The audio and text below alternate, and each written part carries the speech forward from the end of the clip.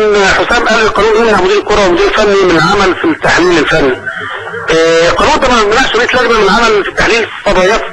لا انا اعتقد انا رديت وقتها يا كابتن رضا وقلت لكابتن حسام هو من حق الكابتن رضا البلتاجي ان هو يعمل في التحليل، لانه ده مفيش اي عائق، هو الشيء الوحيد اللي يمنعه هو العمل في التحكيم، وانت لا تعمل في التحكيم. خلاص انا مش مسؤول لا في الحكام ولا في المسابقات ولا ليا اي عمل ولا اي صفه.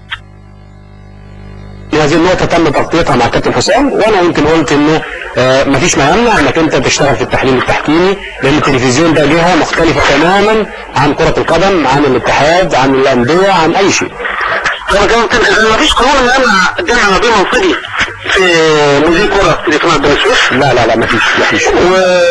والتحليل في قناة مودرن سبورت. لا يمنع هذا اطلاقا. وانت يا جمال عارف ان انا موظف في قناة الوقت بقالي اكتر من برضه يا كابتن رضا هذه النقطة تم تغطيتها مع كابتن حسام، وقلت انك انت لانك انت موظف في هذه الهيئة، فانت موظف وانت راجل رياضي هيسندوا اليك عمل رياضي.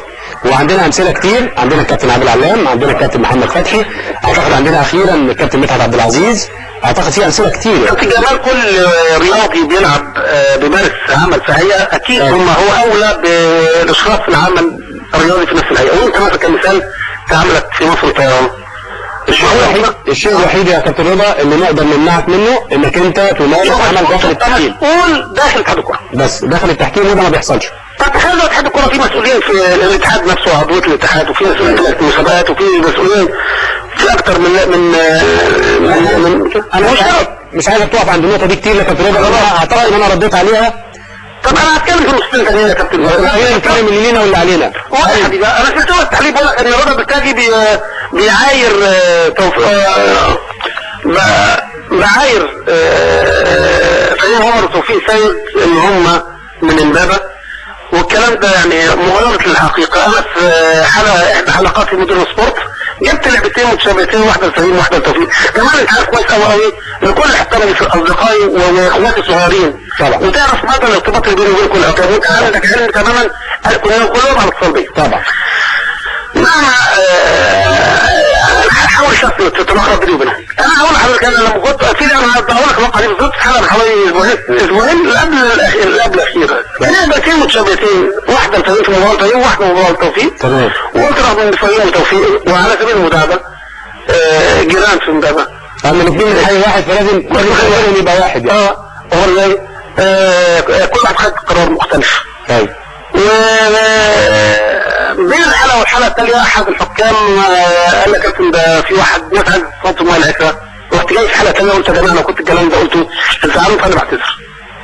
بس هذا الموضوع. طب انا كابتن حسام بيلوم عليا كلمتين دول ما دولش، هو بيكلمك حاول يقول لك روح ما كانش عارف روح حل بعيد راح عامل بعيد لا يا كابتن شوف كابتن كمان اسمعني انت قلت اتكلم خلينا نتكلم. انا بعيد فين؟ طلعت حل بعيد. انا بحل في قناه مودرن سبورت ملايين بيشاهدوها. هو مفيش ابعد من مدينه 6 اكتوبر، هي ابعد مكان في القاهره يا اخي. لا انا في ابعد كده في فين حد. الكابتن حسام حاجه هجي لك نقطه ثانيه تفرق لموضوع الطوبه مش عارف سبب اكتر من قناه منها امبارح دخل مع قناه الطوبه. موضوع الطوبه ده معلش خلينا نقف عنده. موضوع الطوبه ده ايه اللي يعيبك فيه؟ موضوع الطوبه ده انت احسن حكم في اوروبا الحكم السويدي كان من حكام كاس العالم، انضرب في مباراه في ايطاليا والغى المباراه وخد نفس القرار اندرياس فريسك.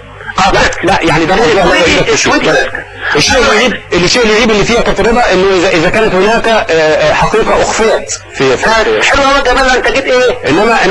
انما اي حد فينا هو المعرض. لا انت بقى بس هكمل يا اخويا. انا حضرت مباراه بين الزمالك ونادي المقاولين في الزمالك والمقاولين في القاهره. ايوه دي 40 من نتيجه الزمالك كان متقدم في الدوري. احتسبت ركله الجزاء على نادي الزمالك. انا قلت الكلام ده الواقعه دي بقى لها 10 سنين، كانت في اكتوبر 2000 بقى لها 10 سنين بالظبط. وكان كابتن حسام ريتش في المكان وقتها. وفي وقتها كان موجود في الملعب بيعلق تلفزيونيا في هذه المباراه. الزمالك كان بطل الدوري المتصدر الدوري. المقاولين كان ترتيبه في وسط او في اخر المسابقه. مباراه مهمه جدا لنادي الزمالك ووصلت مسيرته نحو اللقب. دي 40 من الشوط الاولاني احتسبت ركله الجزاء على فريق الزمالك، شكلت من كل المضاربات. كملت المباراه كملت الشوط وبعدين سجل ركله الجزاء الهدف وانا خارج جات لي طوبه من المدرجات. طبعا كل جماهير الزمالك بتشتري المدرجات. دخلت قلت لسه جهاز الزمالك كان فاكر منه كابتن حلمي طلال وكابتن اشرف قاسم دكتور ممدوح مصباح، قلت لهم قلت لسه خدت قرار بإلغاء المباراه، قلت خلاص مش هكمل المباراه. تمام. مش هفترق حاجات تانية يا كابتن جمال عشان يعني اصلا لغايه دلوقتي انت دلوقتي بتتكلم في حقيقه. لا اصل في معدل اللي عنده خبره سلطان تحملت على مدار 10 سنين يا كابتن جمال، على مدار 10 سنين تحملت انتقادات من جماهير الكره المصريه. يا كابتن انتهت المباراه، يا كابتن انتهت المباراه، يا كابتن انتهت المباراه. انت طبعا كمان ده عدم وعي من الناس يا كابتن. لا ما انا عايز، انا بقى دلوقتي انا ما اتكلمتش وقانون النهي على طريق القانون حتى يمنع الحكم هو تصريح ويقول في ايه. انا صدمت ولغيت المباراه وما كانش عندي شك واحد من المباراه دي حاجه تعب، ولو كنت اعرف المباراه دي هتعب انا كنت كملت المباراه. كتبت تقرير ثاني وثالث كان اتحاد الكوره وما كانش ماليش علاقه انتهت بهذه المباراه. اللي عادي المباراه دي يا كابتن مش انا كابتن حسام وكده دي يا كابتن جمال مش بقولها لك انت بس، انا بقولها كل جماهير الكوره المصريه لغايه دلوقتي بتقابلني في الشارع تقول لي يا كابتن انت لعبت المباراه، انت لعبت مش ده انت على طول كتير من الناس مش فاهمين. انا ما لعبتش المباراه كابتن جمال، هذه المباراه وسام على صدري وانا بفخر بيها، ولو كان في خزي وعار فيبقى للاخرون وليس لي. انا ما عملتش حاجه انا يعني اخجل منها او استحي منها. ده غير ما اخص هذه المباراه طبعا ومش هفتح الموضوع ده.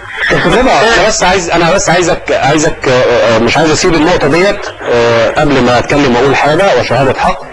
ان دور الحكم يا جماعه بينتهي في الملعب، دور الحكم بينتهي عند كتابه التقرير بامانه، وانت مشهود لك بالامانه يا كابتن رضا، مش عايز كلام، واعتقد انك انت قمت بدورك على اكمل وجه، ولو كنت عملت غير كده كانت الملامه تجيلك. مساله عدم وعي الناس بانه مين اللي بيعيد او مين اللي بياخد القرار فده موضوع كبير.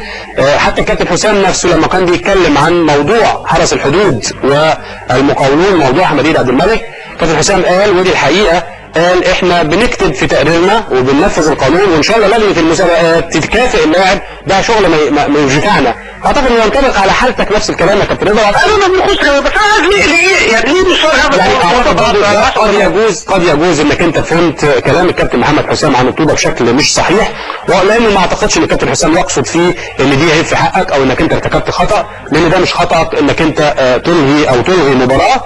انا شخصيا وانا حكم الغيت مباراتين في القسم الثاني والمباراتين اتعادوا، وده شيء طبيعي لان دي رؤيه لجنه المسابقات، فده موضوع ما يخصناش. انما احنا اللي يهمنا يا كابتن رضا ان احنا نستمر، ودي الحقيقه السياسه اعتقد انها انتهجناها من اول السنه. كابتن جمال اسمع لك كابتن جمال، انا استكمل الحديث في قناه عندي برنامج الزوم بتاع الحديث اللي بطالب بسماعات اكثر قيمه، هل ده يسيء؟ كان جمال قول كده بكل امانه. اكلمك بصراحه هقول لك انا بصراحه كابتن رضا، قول يا كابتن محمد حسام راجل الحقيقه اجتهد وعمل السماعات دي والتليفونات ديت، وكان هو كان نفسه ان تبقى حاجه جديده هو عملها، وده شيء طبيعي، اي حد بيشتغل في مكان بيحب يجدد. هو يعني يعتبر ان ده حاجه من الحاجات الجديده اللي اتعملت للتحكيم المصري، وكان هو سعيد بيها، واعتقد ان في ناس كتير اتكلموا عن هذا الموضوع. انا الحقيقه رضا الموضوع ما يستحقش طبعا الزعل عليه، لانه حتى السماعات دي فايدتها بتعتبر يعني كلام في الهواء ما فيهاش فايده كبيره. انا بس عشان وقتنا كابتن رضا انا ملابس كلامنا بقول معلش يا رضا استاذنك بدل ما يقطع علينا، احنا لينا كلام كتير وان شاء الله لا كلام كتير بيني وبينك مع الكابتن حسام، وهنكمل الحلقه الجايه. انا بشكرك يا كابتن رضا، انا اسف طبعا لان احنا استضفناك في الوقت الاخير، وانا اسف بعتذر للساده المشاهدين لان الوقت ده همنا، لكن الحقيقه هو كان موضوع مهم وكان يجب ان احنا نتحدث فيه، وانا بوعد الجميع ان انا هذا الموضوع لن اتركه ان شاء الله لما يخلص بشكل طيب. اعزائي المشاهدين بنشكركم، بنتمنى لكم ان شاء الله حسن المشاهده في حلقات اخرى.